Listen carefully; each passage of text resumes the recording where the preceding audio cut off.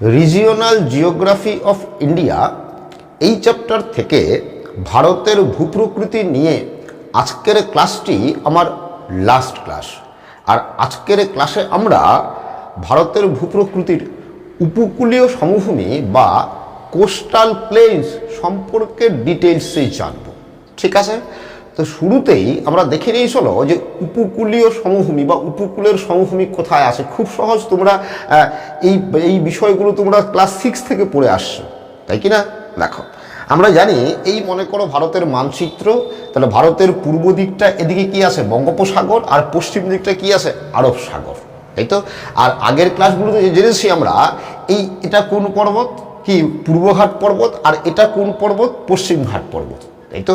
দেখো, তো এই বঙ্গোপসাগর আর এই পূর্বঘাট পর্বত, তো বঙ্গোপসাগর আর পূর্বঘাট পর্বত এর মাঝখানে এই যে সংকীর্ণ সমতল এলাকা, আর এদিকে এই আরব সাগরের কিনার, আর এই হচ্ছে পশ্চিমঘাট পর্বত। তার মানে আরব সাগরের তীর আর পশ্চিমঘাট পর্বত, এটা মনে করো পশ্চিমঘাট পর্বত। ওকে, তো এই আরব সাগরের তীর আর পশ্চিমঘাট পর্বতের মাঝখানে এই যে সংকীর্ণ সমতল এলাকা, এই এলাকাটাই হচ্ছে কি উপকূলীয় সমভূমি বা কোস্টাল প্লেনস, তাই তো। তো দেখো, আমাদের আলোচনার সুবিধার জন্য আমরা এই উপকূলীয় সমভূমিকে দুটো ভাগ করে আলোচনা করতে পারি। ঠিক আছে, একটা কি, একটা পূর্ব উপকূলের সমভূমি, তার মানে কি পূর্ব দিক কোনটা? এটা, তার মানে এই বঙ্গোপসাগর উপকূলের সমভূমি, তাই তো। আরেকটা হচ্ছে এই আরব সাগরের উপকূলের সমভূমি বা পশ্চিম উপকূলের সমভূমি। ওকে, দেখো, তাহলে উপকূলের সমভূমিকে আমরা দুটো ভাগে ভাগ করছি। একটা কি পূর্ব উপকূলের সমভূমি, কোন সাগরের তীর বরাবর আছে? বঙ্গোপসাগরের তীর বরাবর আছে। আরেকটা হচ্ছে কি পশ্চিম উপকূলের সমভূমি, কোন সাগরের তীর বরাবর আছে? আরব সাগরের তীর বরাবর আছে। ওকে, তো এই যে দুই সমভূমি, পূর্ব উপকূলের সমভূমি, পশ্চিম উপকূলের সমভূমি, এই দুই সমভূমির মধ্যে কিন্তু বেশ কিছু পার্থক্য আছে। ঠিক আছে, তো আলোচনা শেষ করলে তোমরা নিজেরাই এই দুটো উপকূলের সমভূমির আলোচনা কমপ্লিট করলে তোমরা নিজেরাই বুঝতে পারবে এই দুটো উপকূলের সমভূমির মধ্যে কি কি পার্থক্য আছে। তো প্রথমেই আমরা এই পশ্চিম উপকূলের সমভূমি সম্পর্কে জেনে নেই। শোনো, ওকে, দেখো, তাহলে কি বললাম? পশ্চিম উপকূলের সমভূমি কোনটা? এটা কি আরব সাগরের তীর, এই তো। এটা আরব সাগরের তীর, আর এটা কি পশ্চিমঘাট পর্বত, এই তো। তাহলে এই পশ্চিমঘাট পর্বত আর আরব সাগরের তীর, এই মাঝ বরাবর, এই মাঝখানে যে সংকীর্ণ সমভূমি সমতল এলাকা তৈরি হয়েছে, সেটাই পশ্চিম উপকূলের সমভূমি, তাই তো। দেখো, এর বিস্তার যদি বলি কিরকম, দেখো যে এই যে উত্তরে এই রাজ্যটা কি গুজরাট, তাই তো। গুজরাটের উত্তরে এখানে কি আছে? কচ্ছের রান, তাই তো। তো এই বিন্দুটা মনে করো, এই বিন্দুটা মনে করো উত্তর গুজরাটের উত্তরের একদম উত্তর শেষ প্রান্ত, উত্তর পশ্চিমের শেষ প্রান্ত। ঠিক আছে, তো এটা কিন্তু কচ্ছের রানেই পড়েছে। তো ফলে বলতে পারি, দেখো যে উত্তরে কচ্ছের রান থেকে, ঠিক আছে, দক্ষিণে এই পয়েন্টটা কি কন্যাকুমারিকা। তো উত্তরে গুজরাটের শেষ প্রান্ত বা কচ্ছের রান থেকে এই হয়ে দক্ষিণে কন্যাকুমারিকা পর্যন্ত এই পশ্চিম উপকূলের সমভূমি বিস্তৃত। এর দৈর্ঘ্য প্রায় 2878 কিলোমিটার। তবে এই দৈর্ঘ্যটা কিন্তু সব বইয়ে একই রকম নেই, এই দৈর্ঘ্য নিয়ে কিন্তু বিভিন্ন বইয়ে বিভিন্ন রকম পেতে পারে। ঠিক আছে, দেখো, তো মোটামুটি একটা ধারণা দেওয়ার জন্য এই দৈর্ঘ্যটা লিখলাম যে 2878 কিলোমিটার। ওকে, দেখো, তো যদি জিজ্ঞেস করি কোন কোন রাজ্য এর মধ্যে অবস্থান করছে, পশ্চিম উপকূলের সমভূমিতে কোন কোন রাজ্য পড়ছে বুঝতেই পারছো, তাই তো। কোন কোন রাজ্য ম্যাপের ধারণা আমাদের আছে, তাই তো। এটা কি গুজরাট, তার মানে গুজরাটের উপকূল এলাকা। এখানে কি আছে? মহারাষ্ট্রের উপকূল এলাকা। এখানে কি আছে? গোয়ার উপকূল এলাকা। এখানে কি আছে? কর্ণাটকের উপকূল এলাকা। আর শেষে কি আছে? কেরালা। তো কেরালার উপকূল এলাকা এই পশ্চিম উপকূলীয় সমভূমির মধ্যে পড়ছে, তাই তো। তাহলে গুজরাট, তারপরে মহারাষ্ট্র, গোয়া, কর্ণাটক, কেরালা। ঠিক আছে, দেখো, এই যে পশ্চিম উপকূলের সমভূমি, এই পশ্চিম উপকূলের সমভূমি আর এই পূর্ব উপকূলের যে সমভূমি, এই দুই সমভূমির উৎপত্তি কিন্তু দুরকম ভাবে হয়েছে। তো প্রথমে আমরা এই পশ্চিম উপকূলের সমভূমির উৎপত্তি কি, সেটা কিভাবে হয়েছে জেনে নিই। ওকে, দেখো যে এই সমভূমিটা আছে, মনে রাখবে যে ভূ আন্দোলনের ফলে পার্বত্য সহ উপকূল অংশ নিচে বসে গিয়ে, প্রথমে ভূ আন্দোলনের ফলে উপকূলের অংশ নিচে বসে যায়। ওকে, নিচে বসে যাওয়ার পরে সেই অংশে এই সমুদ্রের তরঙ্গ ক্ষয় ও সঞ্চয় কাজের মাধ্যমে এখানে এই সমভূমির সৃষ্টি করেছে। ক্লিয়ার? দেখো তাহলে এই পশ্চিম উপকূলের সমভূমি কিভাবে তৈরি হয়েছে বলছি, ভূ আন্দোলনের ফলে প্রথমে কি হলো, বসে গেল। এই তো বসে যাওয়ার পরে কি সমুদ্র তরঙ্গ তার ক্ষয় ও সঞ্চয় কাজের মাধ্যমে এই পশ্চিম উপকূলের সমভূমিটাকে গঠন করেছে। ঠিক আছে? দেখো এই পশ্চিম উপকূলের সমভূমি মনে রাখবে এই উত্তর দিক আর দক্ষিণ দিকটা, উত্তর আর দক্ষিণ দিকটা বেশি প্রশস্ত, কিন্তু মাঝখানের অংশটা হচ্ছে সংকীর্ণ। ঠিক আছে? তো এর গড় বিস্তার মানে এটা কতটা চওড়া, গড়ে বিস্তার 10 থেকে 60 কিলোমিটার, 65 কিলোমিটার, 10 থেকে 65 কিলোমিটার চওড়া গড়ে। তো সব জায়গায় সমান নয়, কি বলছি, মাঝখানটা সংকীর্ণ, উত্তর এবং দক্ষিণ দিক কি প্রশস্ত। ক্লিয়ার? তো এটাও কিন্তু কত কিলোমিটার চওড়া এটা নিয়েও কিন্তু বিভিন্ন বইয়ে বিভিন্ন রকম তথ্য পেতে পারো। ঠিক আছে? দেখো তাহলে এই যে পশ্চিম উপকূলের সমভূমি কি বলছি, ভূ আন্দোলনের ফলে বসে গিয়ে তৈরি হয়েছে, তাই তো। তো ভূ আন্দোলনের ফলে বসে গিয়ে তৈরি হওয়ার জন্য এই যে উপকূল সংলগ্ন যে সমুদ্রের অংশ, উপকূল সংলগ্ন সমুদ্রের অংশের কিন্তু গভীরতা বেশি। বুঝতেই পারছো কেন? কারণ সমুদ্রের তীরেই গভীরতা বেশি বা উপকূল সংলগ্ন সমুদ্রের গভীরতা বেশি। কেন বুঝতে পারছো? কারণ যেহেতু কি এটা কি ভূ আন্দোলনের ফলে বসে গিয়ে তৈরি হয়েছে। আর এই জন্যই মনে রাখবে যে পশ্চিম উপকূল দিয়ে যেসব নদী প্রবাহিত হয়েছে তার মধ্যে দুটো প্রধান নদী, একটা কি এই হচ্ছে নর্মদা নদী প্রবাহিত হয়েছে, এই তাপ্তি নদী প্রবাহিত হয়েছে। এই তো এই জন্য নর্মদা আর তাপ্তি নদীর মোহনায় কিন্তু কোনো বদ্বীপ গঠিত হয়নি। কেন? বুঝতেই পারছো তার কারণ কি? তার কারণ যেহেতু উপকূলের সংলগ্ন সমুদ্র গভীর, ফলে পলিগুলো কি হয়, নদীবাহিত পলিগুলো কি গভীর গভীর সমুদ্রে তলিয়ে যায়, এই জন্য বদ্বীপ গঠিত হয়নি। আবার কি দেখো এই যে পশ্চিম উপকূলের সমভূমি যেহেতু ভূ আন্দোলনের ফলে বসে গিয়ে তৈরি হয়েছে, ফলে একদিকে এর গভীরতা তো বেশি আসেই, অন্যদিকে কি বলতো এই যে উপকূল ভাগটা ভগ্ন হয়েছে, ভগ্ন উপকূল তৈরি হয়েছে। ভগ্ন উপকূল কি তোমরা জানো, তাই কি না? যেমন দেখো এই ম্যাপের এই ছবিতে এই সমুদ্রের তীরটাকে আমরা কি স্ট্রেট লাইন দিয়ে দেখিয়েছি, তাই তো। কিন্তু প্রকৃতপক্ষে এটা কিন্তু এরকম স্ট্রেট লাইন না, এরকম সোজা নয়। ঠিক আছে? মাঝে মাঝে খাঁচকাটা আছে। কিরকম? দেখো মনে করো এটা স্থলভাগ, এটা স্থলভাগের দিক, আর এটা এই দিকটা সমুদ্রের দিক। ঠিক আছে? আর এই হচ্ছে দেখো সমুদ্রের তীর বা এই হচ্ছে উপকূল রেখা। ঠিক আছে? তাহলে এই উপকূল রেখাটা কি স্ট্রেট লাইন আছে না, কি আছে, এরকম খাঁচ কাটা আছে, তাই তো। তো উপকূল যদি এরকম খাঁচ কাটা হয় তখন সেটাকেই বলা হয় ভগ্ন উপকূল। ওকে? তো ভগ্ন উপকূল হলে পরে কি সুবিধা বলো তো? সুবিধা হচ্ছে কি দেখো যে উপকূল যদি ভগ্ন হয় তাহলে কি হয় যে সমুদ্রের জল কি হয় কিছুটা কি এই স্থলভাগের ভেতরে, যেমন এই অংশটা বা এই অংশটা বা এই অংশটা কি স্থলভাগের ভেতরে প্রবেশ করে থাকে, তাই তো। এবং এই জল কি হয় দেখো যে 3 দিক দিয়ে স্থলভাগ দ্বারা আবদ্ধ থাকে, তাই তো।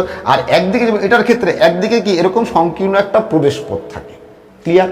দেখো তো সমুদ্রের যে বন্দর আছে বা পোতাশ্রয় আছে, যেখানে জাহাজ এসে দাঁড়ায় বা মেরামত করায়, সেই জায়গাটা কেমন হওয়া প্রয়োজন বলতো? সেই জায়গাটার জল স্থির হওয়া প্রয়োজন এবং জলের গভীরতা বেশি হওয়া প্রয়োজন। এবং লক্ষ্য রাখতে হয় যেন সমুদ্রের বড় বড় ঢেউ সেখানে মানে যেখানে পোতাশ্রয় তৈরি হচ্ছে সেখানে এসে না পৌঁছায়। ক্লিয়ার? দেখো তাহলে এখানে ঠিক তাই হবে। দেখো তাহলে এখানকার জলটা কি যেহেতু কি 3 দিক স্থল দিয়ে আবদ্ধ, ফলে জলটা কি হবে, স্থির হবে, তাই তো। আর গভীরতা এমনি বেশি বলছি, তাই তো। আর এই প্রবেশ পথটা সরু বলে, তাই তো কি হবে, সমুদ্রের বড় বড় ঢেউ কিন্তু এই তীরে এসে পৌঁছাবে না, তাই তো। ফলে এখানে কি প্রাকৃতিকভাবেই পোতাশ্রয় বা বন্দর তৈরি করা যায়। আর এই জন্য কি বলতো, আর এই জন্য এই পশ্চিম উপকূলে সবচেয়ে বেশি সংখ্যায় কি বলতো স্বাভাবিক পোতাশ্রয়যুক্ত বা প্রাকৃতিক পোতাশ্রয়যুক্ত বন্দর দেখা যায়। কেন? উপকূলটা ভগ্ন এবং গভীর বলে। ঠিক আছে?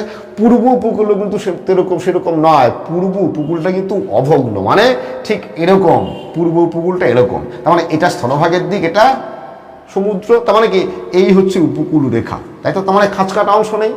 তো এবার যদি এখানে যদি কি বলতো এখানে যদি বন্দর গঠন করতে হয় তাহলে কি করতে হবে, আগে এরকম জায়গায় তৈরি করতে হবে যে জায়গায় জল স্থির হবে এবং বড় বড় ঢেউ যেখানে প্রবেশ করবে না।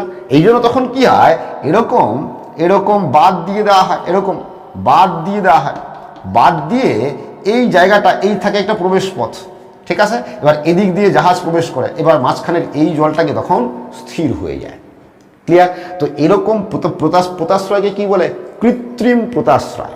তাই তো, পোতাশ্রয়টা মানুষ নিজে তৈরি করেছে, আর এটা কি প্রাকৃতিক পোতাশ্রয়।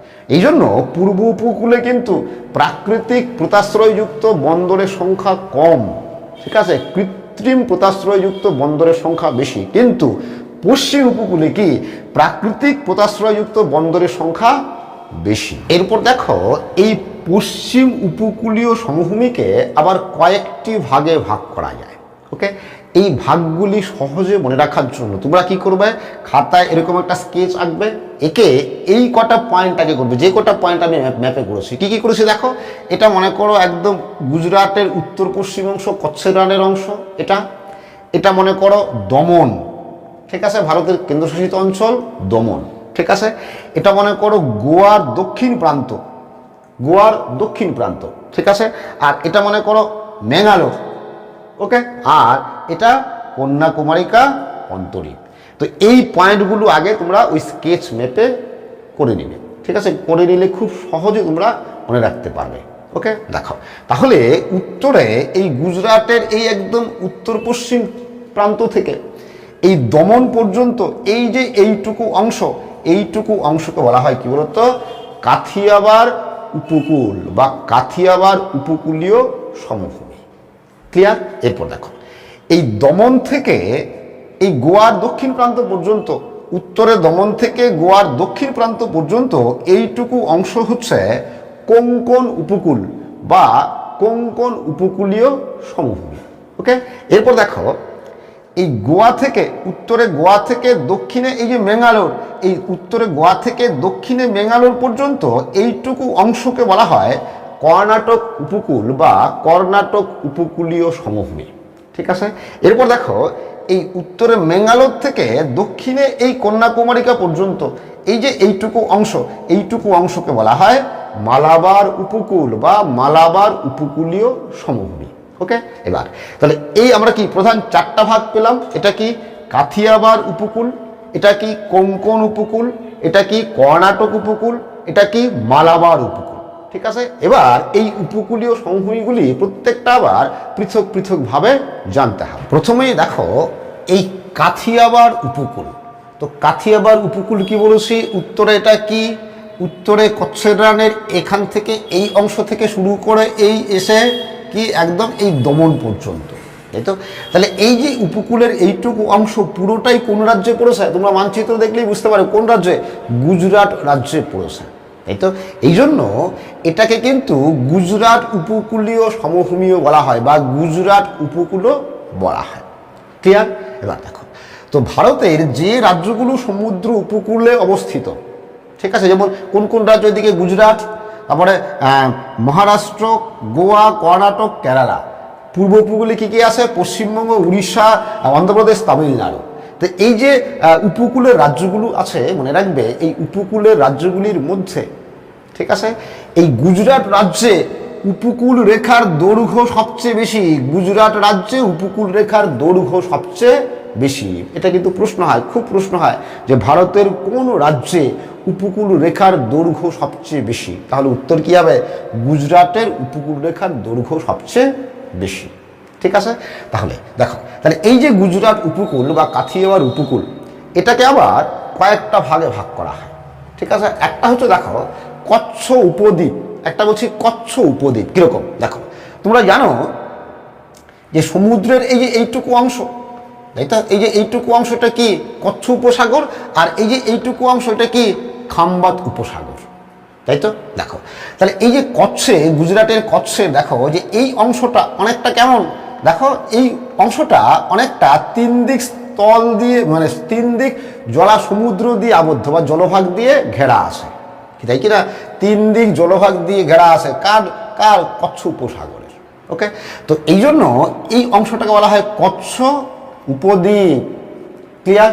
তো সবার উত্তর এটা কি, কচ্ছ উপদ্বীপ। এবার কচ্ছ উপদ্বীপের দেখো এই উত্তরের কিছু অংশ এবং এই পূর্ব দিকের কিছু অংশ, এই অংশটা উত্তর এবং পূর্বের অংশটা নিচু, অনেকটাই নিচু, এতটাই নিচু যে এখানে বর্ষাকালে যখন জোয়ার হয় সমুদ্রে, সেই জোয়ারের জল এখানে প্রবেশ করে যায়, তাহলে জোয়ারের লবণাক্ত জল প্রবেশ করে যায়। ফলে কি হয়, বর্ষাকালে এই এলাকা কি বলতো জলাময় ভূমি, মানে লবণাক্ত জলাময় এবং কাদাময় ভূমিতে পরিণত হয়। ঠিক আছে, আর এই জলাময় ভূমিটাকে, লবণাক্ত জলের জল ও কাদাময় ভূমিটাকেই কি বলা হয়, রান বলা হয় বা রণ বলা হয়। রণ মানে কি, জলাময় দেশ। ঠিক আছে, তো এটাই হচ্ছে কচ্ছের রণ। ওকে, তো দেখো এই কচ্ছের রণে কি হয়, তাহলে বর্ষাকালে কি জলাময় কর্দমাক্ত লবণাক্ত ভূমিতে পরিণত হয়, কিন্তু শুষ্ক সময়ে কি হয়, শুষ্ক সময়ে জল যখন শুকিয়ে যায় তখন এই এলাকায় প্রচুর লবণের স্তর পড়ে থাকে। এরপর দেখো এই কচ্ছ উপদ্বীপ, এই কচ্ছ উপদ্বীপের দক্ষিণে এই যে এই অংশটা আছে, দেখো এই অংশটাও কি দেখো তিন দিক কি স্থল দ্বারা, সমুদ্র দ্বারা বেষ্টিত বা জলভাগ দ্বারা বেষ্টিত, তাই তো? এটা কি, এটা আরব সাগর, এটা কি খাম্বাত উপসাগর, এটা কি কচ্ছ উপসাগর, তাই তো? তাহলে এই অংশটারও তিন দিক কি জল দ্বারা আবদ্ধ, তাই তো? ফলে এটাও কি, এটা একটা উপদ্বীপ, তাই তো? এটার নামই হচ্ছে কি বলতো, এই যে এইটুকু অংশ, এই যে এখান থেকে এই যে এইটুকু অংশে, এই অংশটার নামই হচ্ছে কাথিয়াবার উপদ্বীপ। তাহলে কচ্ছ উপদ্বীপের দক্ষিণে আছে কি কাথিয়াবার উপদ্বীপ। ওকে, এই কাথিয়াবার উপদ্বীপের মাঝে, এই কাথিয়াবার উপদ্বীপের মাঝে দুটো পাহাড় আছে, গিরনার পাহাড়, মান্ডব পাহাড়। ওকে, এই গিরনার পাহাড়ের সর্বোচ্চ শৃঙ্গের নাম হচ্ছে গোরখনাথ, যার উচ্চতা 1117 মিটার। এটা কিন্তু প্রশ্ন হতে পারে যে গুজরাটের সর্বোচ্চ শৃঙ্গের নাম কি, তাহলে গুজরাটের সর্বোচ্চ শৃঙ্গের নাম কি, এটাই গুজরাটের সর্বোচ্চ শৃঙ্গ কি, গোরখনাথ। আর এই যে গিরনার পাহাড় আছে, এই গিরনার পাহাড় পুরো জঙ্গলে ঢাকা। ঠিক আছে, পুরো ফরেস্ট বা অরণ্যে ঢাকা, এবং এখানেই এই গিরনার পাহাড়েই গির অভয়ারণ্য আছে। গির অভয়ারণ্য, যেটা ভারতের একমাত্র সিংহ অভয়ারণ্য। ঠিক আছে, এটাও কিন্তু প্রশ্ন হয়, খুব সহজ প্রশ্ন, তোমরা সকলেই জানো যে সিংহেদের জন্য অভয়ারণ্য ভারতের কোথায় অবস্থিত, তাহলে কোথায়, গুজরাটের গির অরণ্যে। এরপর দেখো এই যে, তাহলে এটুকু কি হলো, এটুকু হলো কি কচ্ছ উপদ্বীপ, তাই তো? এবার কচ্ছ উপদ্বীপের থেকে দেখো এই যে এখান থেকে এইটুকু অংশ, এখান থেকে এইটুকু অংশ, এই অংশটা কি বলতো, এই নর্মদা, তাপ্তি, মাহি, এই নদীগুলো, এই অংশটা নদীগুলো পলি জমা করে এই অংশটাকে গঠন করেছে। এই অংশটাকে বলা হয় গুজরাট সমভূমি। ঠিক আছে, তাহলে এই গেল কি কাথিয়াবার উপদ্বীপের, কাথিয়াবার উপকূলের বিবরণ। এরপর দেখো কোঙ্কণ উপকূল। কোঙ্কণ উপকূল কোনটা বলেছি, যে উত্তরে দমন থেকে দক্ষিণে কি গোয়া পর্যন্ত এইটুকু অংশই হচ্ছে কি কোঙ্কণ উপকূল। তাহলে কোন কোন রাজ্য পড়ছে বুঝতেই পারছো, কোন কোন রাজ্য, মহারাষ্ট্র আর সম্পূর্ণ মহারাষ্ট্র আর গোয়া, তাই তো? দেখো তাহলে উত্তর দমন থেকে দক্ষিণে গোয়ার দক্ষিণ প্রান্ত পর্যন্ত, তাই তো? তাহলে দেখো, তাহলে এই মহারাষ্ট্রের উপকূলটাই কি কোঙ্কণ উপকূল। এটা কিন্তু প্রশ্ন হয় যে মহারাষ্ট্রের উপকূলকে কি বলা হয়, উত্তর কি হবে, কোঙ্কণ উপকূল। ঠিক আছে, দেখো এখানে এই বৈতরণী নদী, কোঙ্কণ উপকূলে বৈতরণী নদী আর উল্লাস নদী, এই বৈতরণী নদী, উল্লাস নদী এই কোঙ্কণ উপকূলের গঠনকে প্রভাবিত করে। তার মানে বৈতরণী নদী আর উল্লাস নদী কোঙ্কণের উপকূলের উপর দিয়ে প্রবাহিত হয়ে আরব সাগরে মিশেছে। আরেকটা বিষয় মনে রাখবে, এই যে কোঙ্কণ উপকূলই হচ্ছে ভারতের সর্বাধিক ভগ্ন উপকূল। এটা কিন্তু প্রশ্ন হতে পারে যে ভারতের সর্বাধিক ভগ্ন উপকূল কোনটি, তাহলে উত্তর কি হবে, এই কোঙ্কণ উপকূল।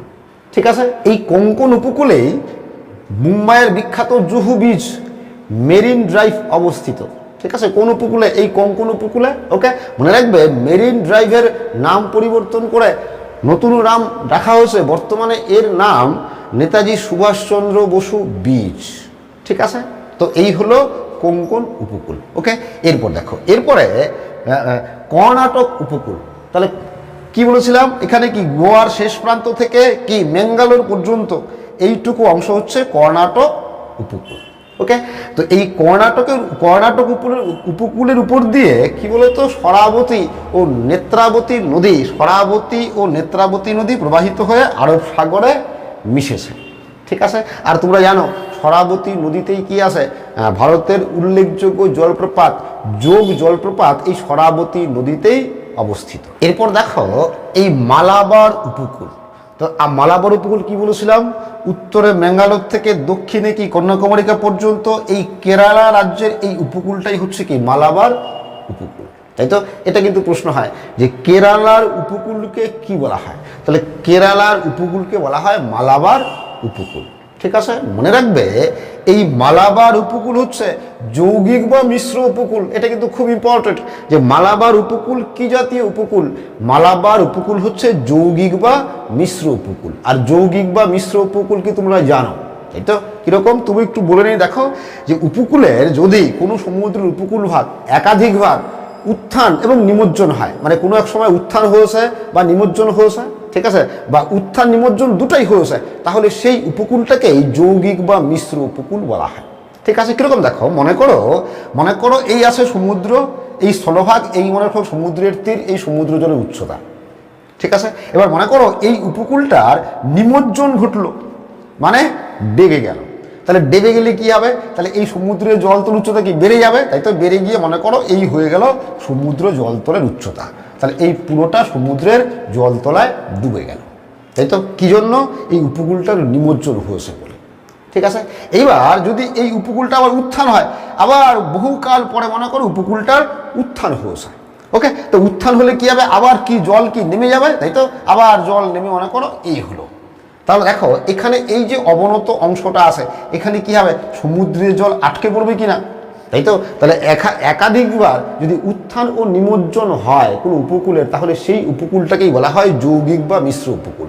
আর এই মালাবার উপকূলে তাই হয়েছে, মালাবার উপকূল মালাবার উপকূলের একাধিকবার উত্থান ও নিমজ্জন হয়েছে। আর উত্থান ও নিমজ্জন হওয়ার জন্য মালাবার উপকূলে এরকম সমুদ্রের জল আটকে বহু উপহ্রদ বা লেগুনের সৃষ্টি হয়েছে, যেগুলোকে স্থানীয় ভাষায় কয়াল বলা হয়। ওকে, এটাও কিন্তু প্রশ্ন হতে পারে যে ভারতের কোন উপকূলে কয়াল দেখা যায়, তাহলে কোন উপকূল, এই মালাবার উপকূল। কয়ালগুলো কেন হয়েছে বুঝতে পারলে?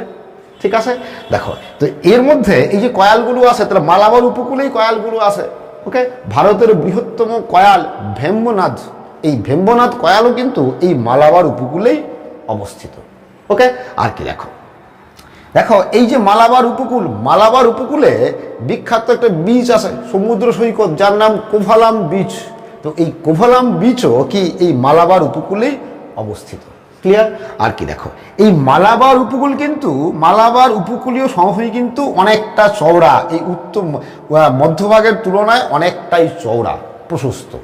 ঠিক আছে, আর উপকূল ভাগ প্রশস্ত হলে কি আছে, উপকূলের এখানে কি আছে, সমুদ্রের তীরবর্তী এলাকায় বালি আছে, তাই তো? তো এই বালি কি হয়, বায়ু প্রবাহের তাড়নায় উড়ে গিয়ে জমা হয়ে কি তৈরি হয়, বালিয়াড়ি তৈরি হয়, তাই তো? তো এই মালাবার উপকূলে কিন্তু এই পশ্চিম উপকূলের মধ্যে একমাত্র এই মালাবার উপকূলেই বালিয়াড়ি দেখা যায়, অন্য কোথাও কিন্তু অন্য উপকূলে, মানে পশ্চিম উপকূলের অন্য অংশে কিন্তু বালিয়াড়ি দেখা যায় না। কোথায় দেখা যায়, এই মালাবার উপকূলেই বালিয়াড়ি দেখা যায়। আর এই পূর্ব উপকূলের ক্ষেত্রে পূর্ব উপকূলের সব অংশেই প্রায় কম বেশি বালিয়াড়ি দেখা যায়, কারণ পূর্ব উপকূলটা প্রশস্ত, এরপরে জানবে। ঠিক আছে, তো পশ্চিম উপকূলে এই যে বালিয়াড়ি তৈরি হয় বা বালিয়াড়ি দেখা যায়, এই বালিয়াড়িগুলোকে স্থানীয় ভাষায় টেরিস বলা হয়। এটা কিন্তু প্রশ্ন হতে পারে, স্থানীয় ভাষায় টেরিস বলা হয়, যে মালাবার উপকূলের বালিয়াড়িগুলোকে স্থানীয় ভাষায় কি বলা হয়। ওকে, উত্তর কি হবে, টেরিস বলা হয়। এরপর দেখো যে পূর্ব উপকূলের সমভূমি। ওকে, দেখো তো প্রথমেই আমরা এই পূর্ব উপকূলের সমভূমির বিস্তার দেখি। দেখো তো এই বঙ্গোপসাগরের উপকূল বরাবর দেখো এই যে এই নদীটা আছে, এটা সুবর্ণরেখা নদী। ওকে, পশ্চিমবঙ্গ আর উড়িষ্যা সীমান্ত বরাবর এই সুবর্ণরেখা নদী প্রবাহিত হয়েছে। তো এই উত্তরে সুবর্ণরেখা নদীর মোহনা থেকে, ঠিক আছে, দক্ষিণে এই কন্যাকুমারিকা অন্তরীপ পর্যন্ত এই পূর্ব উপকূলের সমভূমি বিস্তৃত, যার দৈর্ঘ্য 2387 কিলোমিটার। ঠিক আছে, তো যদি রাজ্যগুলি দেখি, দেখো তাহলে এখানে কি আছে, উড়িষ্যা, তাই তো? এখানে কি আছে, অন্ধ্রপ্রদেশ আর তামিলনাড়ু। তাহলে উড়িষ্যা, অন্ধ্রপ্রদেশ আর তামিলনাড়ু, এই তিনটা রাজ্যের উপকূলের সমভূমি কি পূর্ব উপকূলের সমভূমির অন্তর্গত। এখানে একটা বিষয় লক্ষ্য রাখবে, দেখো যে এই যে পশ্চিমবঙ্গের উপকূল, এই পশ্চিমবঙ্গের উপকূলও কিন্তু কি বঙ্গোপসাগরের উপকূল, কি তাই কিনা? তবু কিন্তু পশ্চিমবঙ্গের উপকূলকে কিন্তু পূর্ব উপকূলের সমভূমির মধ্যে ধরা হয় না।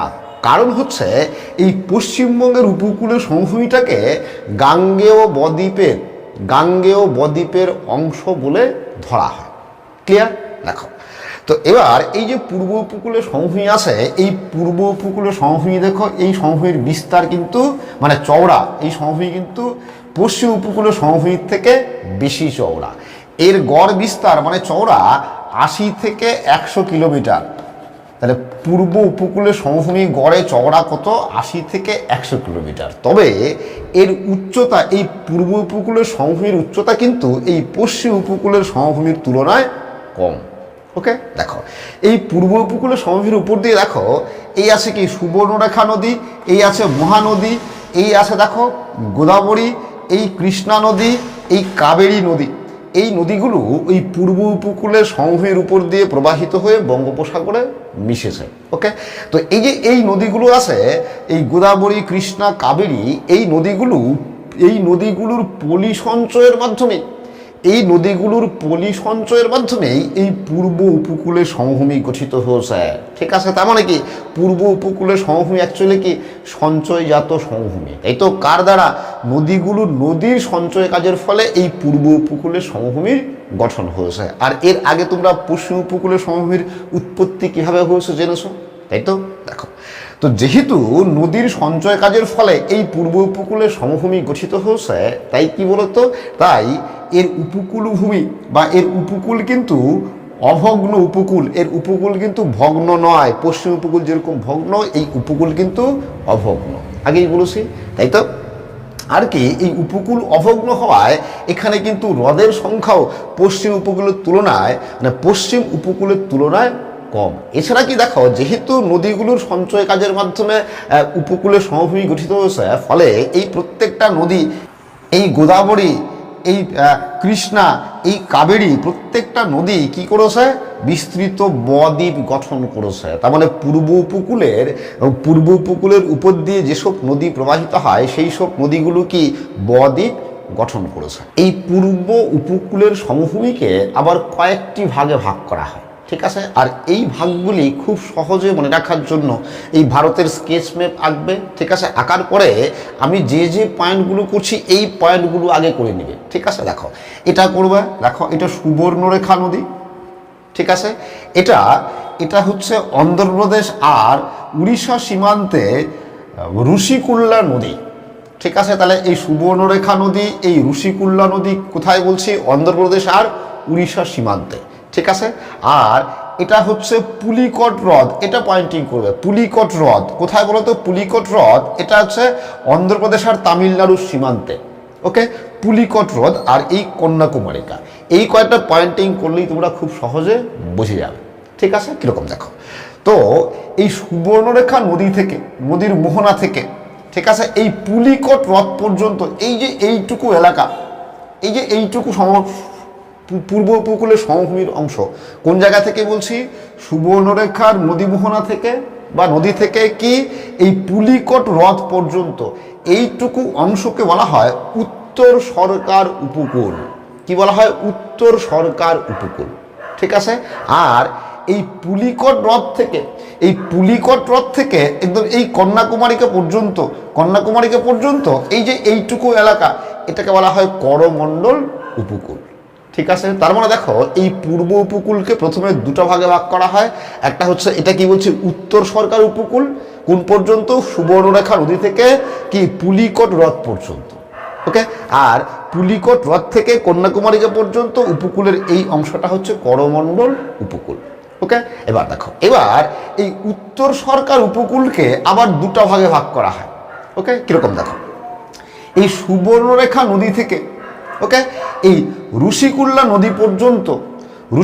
নদী পর্যন্ত এইটুকু হচ্ছে উড়িষ্যা রাজ্যের উপকূল।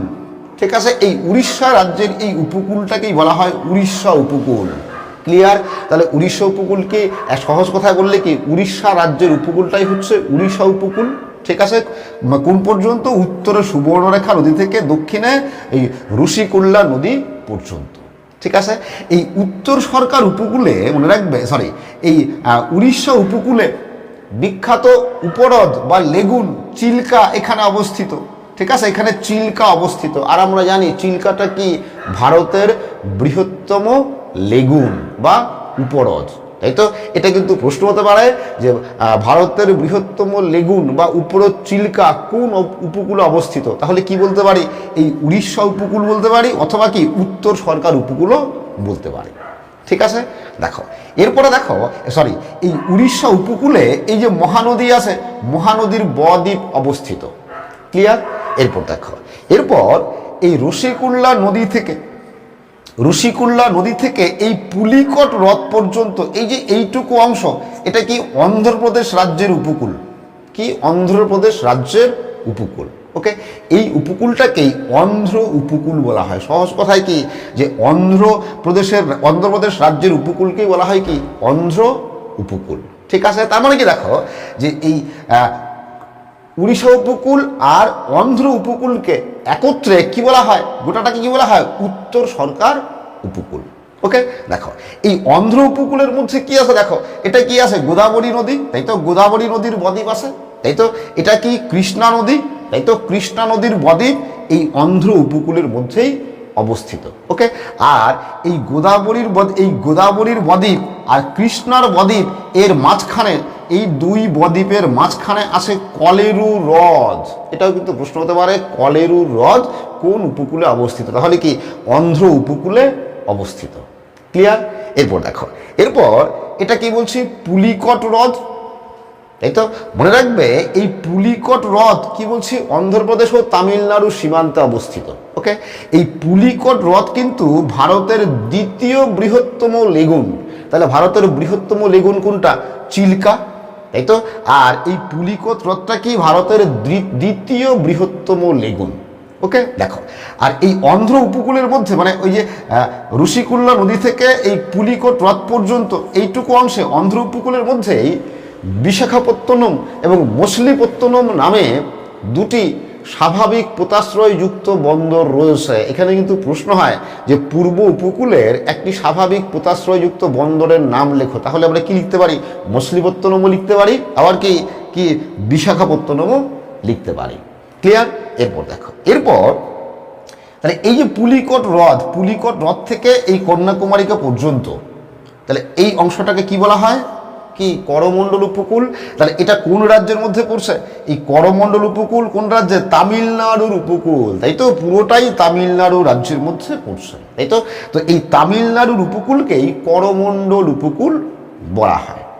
ঠিক আছে, এখান থেকে প্রশ্ন হতে পারে কিন্তু যে তামিলনাড়ুর উপকূলকে কি বলা হয়? কি করমণ্ডল উপকূল, বা প্রশ্নটা ঘুরিয়ে হতে পারে করমণ্ডল উপকূল ভারতের কোন রাজ্যে অবস্থিত? তাহলে উত্তর কি হবে? এই তামিলনাড়ু রাজ্যে অবস্থিত। ঠিক আছে, আর এই করমণ্ডল উপকূলেই দেখো, করমণ্ডল উপকূলেই এই যে কাবেরী নদী আছে, বিখ্যাত কাবেরী নদীর বদ্বীপ গঠিত হয়েছে। ওকে, আর এই কাবেরী নদীর বদ্বীপের অংশ খুব উর্বর, প্রচুর শস্যের চাষ হয়, শস্যের ফলন হয় এই কাবেরী বদ্বীপে। আর এই জন্যই এই কাবেরী বদ্বীপকেই দক্ষিণ ভারতের শস্য ভাণ্ডার বলা হয়। ক্লিয়ার? আবার দেখো, তাহলে এই করমণ্ডল উপকূলেই, মনে রাখবে করমণ্ডল উপকূলেই চেন্নাইয়ে, ঠিক আছে, করমণ্ডল উপকূলেই চেন্নাই আছে মেরিনা বিচ, বিখ্যাত বিচ মেরিনা বিচ। যে বিচ বা যে সমুদ্র সৈকতটি ভারতের দীর্ঘতম সমুদ্র সৈকত। প্রশ্ন হতে পারে ভারতের দীর্ঘতম সমুদ্র সৈকত কোনটি? তাহলে উত্তর কি?